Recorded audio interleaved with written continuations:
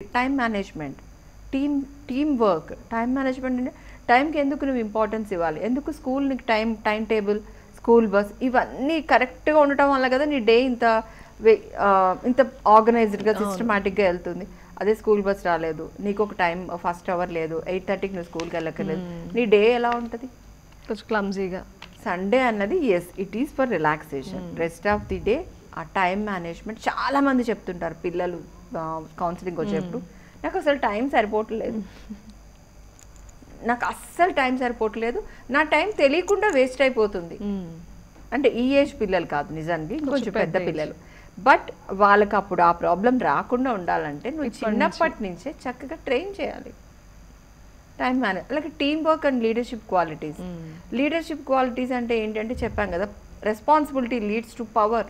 నీకు వేరే leadership qualities నువ్వు ప్రత్యేకించి నువ్వు చెప్పక్కర్లేదు. ఎవరైతే ఇనిషియేటివ్గా ఉంటారో, ఎవరైతే రెస్పాన్సిబుల్గా ఉంటారో, ముందుకు వస్తారో, ఆ సిట్యుయేషన్ని, ఆ ఎన్విరాన్మెంట్ని మీరు క్రియేట్ చేయాలి ఇంట్లో. ఆబ్వియస్గా స్కూల్లో కూడా చేస్తుంటారు. సో కాబట్టి రెస్పాన్సిబుల్గా ముందుకు వచ్చే వాళ్ళకి ఆబ్వియస్గా ఆ లీడర్షిప్ క్వాలిటీస్, పక్కన వాళ్ళ పని కూడా తీసుకోవటం, పనిలో పార్టిసిపేట్ చేయటం అన్నది వస్తుంది, స్వతహాగా పెరుగుతుంది. అలాగే టీమ్ వర్క్ అనమాట, అంటే వీళ్ళొక్కలే చేయటం కాకుండా నలుగురితో కలిసి ఆ నలుగురిని ఎలా మేనేజ్ చేయాలి, ఎవరు ఏ పని బాగా చేస్తున్నారు, సో మీరే అంటే కొంచెం గమనించడం. మీ ఫ్రెండ్స్ ఉన్నారు, వాళ్ళలో ఏ క్వాలిటీ బాగుంటుంది, ఒకడు బాగా స్టోరీ చెప్తాడు, ఒకడు బాగా డ్రాయింగ్ చేస్తాడు, ఒకడు మ్యాథ్స్ బాగా చేస్తాడు, ఒకడు ఏమైతే చాలా బాగా సర్దుతాడు, ఒకడు హ్యాండ్ రైటింగ్ బాగుంటుంది, ఒకడు చాలా నీట్గా బాగా ప్రజెంట్ చేస్తాడు. ఎస్, ఇవన్నిటినీ మీరు మొత్తం అన్నిటినీ కలిపి ఒకరోజు సండే ఒక ఈవెంట్ పెట్టండి ఇంట్లో.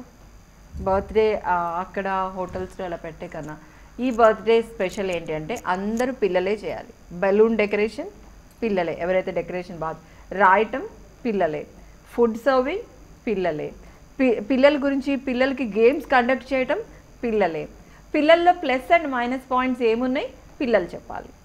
ఇలా ఒక గ్రూప్ ప్లే లాగా ప్లాన్ చేయండి. ఇందులో మోరల్స్ వాల్యూస్ చూడండి, ఎవరికి ఏది బాగుందో దాన్ని చెప్పించండి, పిల్లలతో మాట్లాడించండి.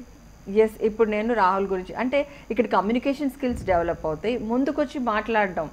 అంటే ఆ స్టేజ్ ఫియర్ అన్నది, ఒక పబ్లిక్ స్పీకింగ్ అన్నది, ఎంతమంది వాళ్ళు స్టేజ్ ఫియర్తో టెన్షన్ అవుతూ ఉంటారు, భయపడుతూ ఉంటారు. వీలుంటే కెమెరా తీసుకుని షూట్ చేస్తూ ఉంటే పిల్లలకి ఆ స్టేజ్ ఫియర్ అన్నది తగ్గుతుంది.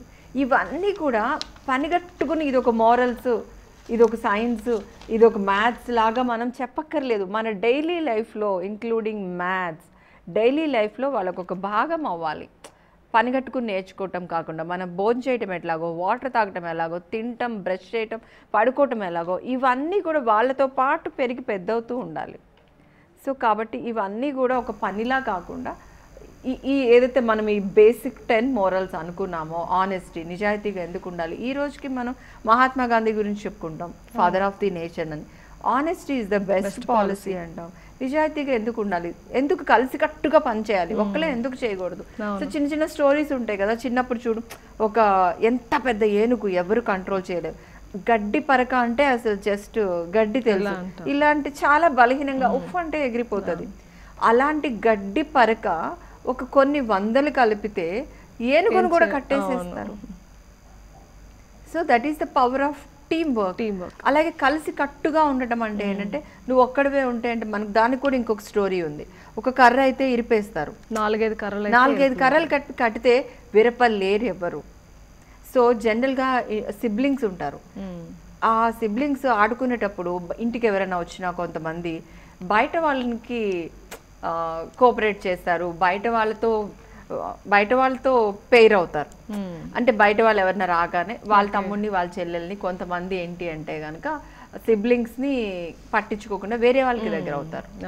అలా కాకుండా ఇంట్లో మదర్ ఎడ్యుకేట్ చేయాలి. ఏంటి అంటే ఎవరైనా వచ్చినప్పుడు చూడండి, మనకి పాండవులు, కౌరవులు, అందులో కూడా ఎవరన్నా వచ్చినప్పుడు మనం 105 మంది, విడిగా పాండవులు 5గురే, కౌరవులు 100 మంది. బట్ బయట వాడు వచ్చినప్పుడు మనం 105. సో బయటకు వెళ్ళినప్పుడు నువ్వు అన్నయ్య ఒకటి, నువ్వు అక్క ఒకటి, నువ్వు చెల్లిని చూసుకోవాలి. సో దానికి బాధ్యత, జిమ్మెదారి ఎవరు అంటే నువ్వు. సో కలిసి కట్టుగా ఉండటం వల్ల మిమ్మల్ని ఎవరు ఏం చేయలేరు. That is the power of unity. So ఇక్కడ ఈ కట్టెల స్టోరీ చెప్పొచ్చు మనం.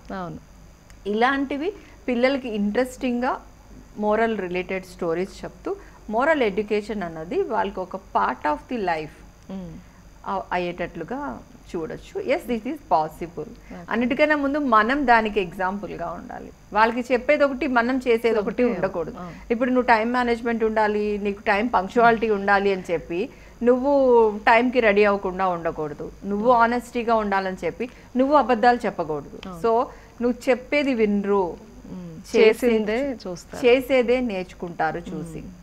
So which is very very important. నువ్వు అది అవ్వాలి ఫస్ట్, వాళ్ళ కోసం, నీ కోసం. ఆటోమేటిక్గా వాళ్ళలో ట్రాన్స్ఫర్మేషన్ ఇవ్వాలి కాకపోయినా రేపన్నా ఉంటుంది.